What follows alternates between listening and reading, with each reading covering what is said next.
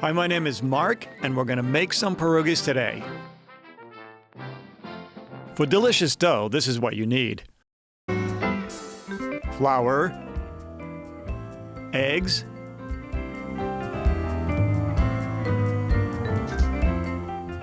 butter,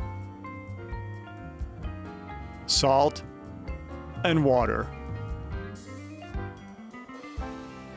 One of my favorite stuffings is mushrooms and walnuts. All you need are mushrooms, walnuts, pinch of salt and pepper, and an egg. The second stuffing on the menu is a classic potato and cheese stuffing. Ingredients: 1 pound of potatoes, 1/2 cup of cottage cheese or Greek yogurt, 1 teaspoon of salt, and a pinch of pepper. Stuffing preparation. In this case, we're using mushrooms.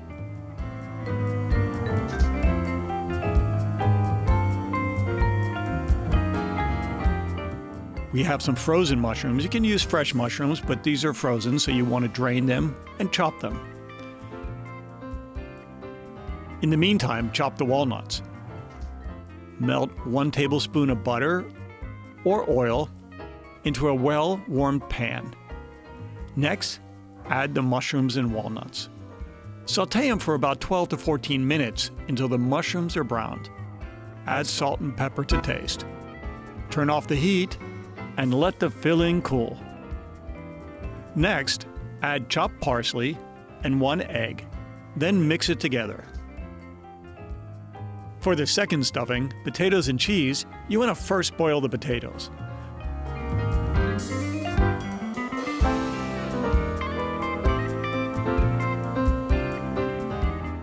Let them boil for about 15 to 20 minutes until they're soft.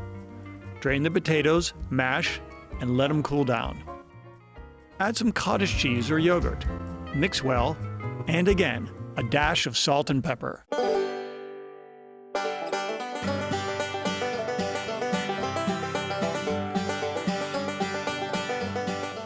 For the dough, everybody has their own approach. My wife Kasia, she does it very methodically, like a scientist, in a laboratory. For me, my main focus is just to work the dough.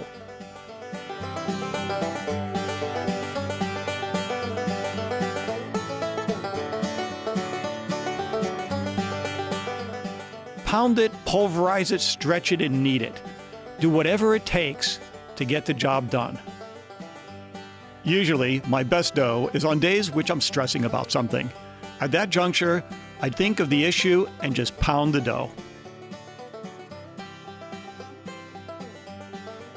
While the dough is resting, you can organize the kitchen a bit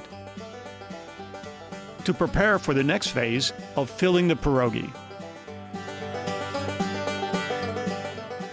When you're ready, roll the dough out, or you can just stretch it out with your hand until the dough is reasonably thin.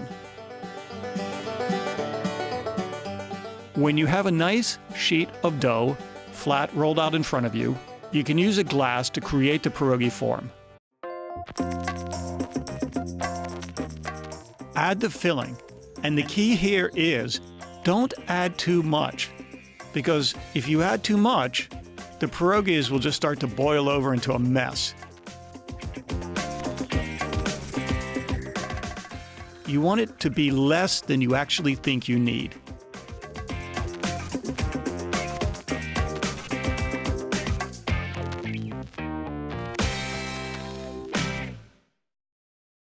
Then you will be able to pinch the pierogies closed into a nice, classic, semicircle form. Something you would see in a picture, or perhaps a pierogi work of art. Congratulations! You can pat yourself on the back, because all you have to do now is boil the pierogies.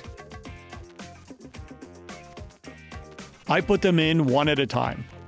I let them float to the top and let them boil for about 3 minutes.